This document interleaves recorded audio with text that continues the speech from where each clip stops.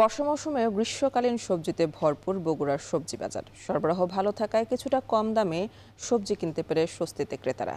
এ বিষয়ে বিস্তারিত জানাতে শহরের রাজা বাজার থেকে যুক্ত আছেন সহকর্মী রাজীব সেলিম।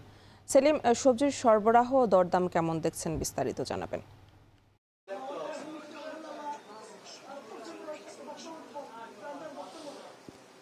বগুড়ার প্রায় সবগুলো বাজারে সবজির ব্যাপক সরবরাহ রয়েছে এবং সে কারণে দাম অনেকটা কম।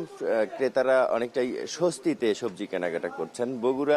বগুড়ায় যে পরিমাণ সবজি উৎপাদন হয়, এই পরিমাণ সবজি বগুড়ার জন্য প্রয়োজন হয় না। বগুড়ার চাহিদার তুলনায় অনেক বেশি সবজি উৎপাদন হয় এবং জেলার বাইরেও এই সবজিগুলো যায়। বগুড়ার সদর উপজেলা, শিবগঞ্জ এবং গাবতলী উপজেলায় প্রচুর সবজি চাষ হয়ে থাকে এবং একটু জানিয়ে রাখি যে বগুড়ার মহাস্থানগড় সবজি বাজার উত্তরবঙ্গের সবচেয়ে বড় সবজির পাইকারি মোকাম এবং সেখানে সবজি সরাসরি কৃষক বিক্রি করে থাকেন এবং এই মৌসুম বর্ষা মৌসুম চলছে। বর্ষা মৌসুমে কিন্তু গেল গ্রীষ্মকালের যে সবজি, সেই সবজিগুলো বাজারে ভরপুর রয়েছে এবং গ্রীষ্মকালীন এই সবজির দাম অনেকটাই কম। সবগুলো সবজিই প্রায় সরবরাহ বাড়তি, যেমন বেগুন, পটল, পেঁপে, করলা, লাউ, বরবটি, এই সবজিগুলো প্রচুর রয়েছে বাজারে।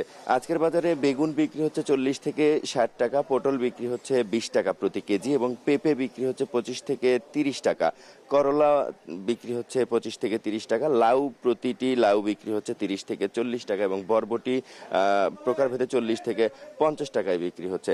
তবে এখানে ক্রেতাদের কিছুটা অভিযোগ রয়েছে, সেটি হচ্ছে মহাস্থান পাইকারি সবজির মোকামে যে দামে সবজি বিক্রি করেন কৃষক, সরাসরি কৃষক যে দামে বিক্রি করেন, তার চেয়ে অনেক সময় বগুড়া শহরের যে খুচরা বাজারগুলো রয়েছে, সেই বাজারগুলোতে দ্বিগুণ বা তিনগুণ দামেও সবজি বিক্রি করা হয়ে থাকে। আর এই খুচরা বাজারগুলোর যে ব্যবসায়ীরা রয়েছে, তারা বলছেন যে এই সবজিগুলো তাদের পরিবহন খরচ এবং বাজারের যে খাজনা, সেই খাজনার কারণে অনেক সময় দাম বাড়তি থাকে এবং সে কারণে বাজার তদারকির কথা বলছেন এখানে খুচরা ক্রেতারা।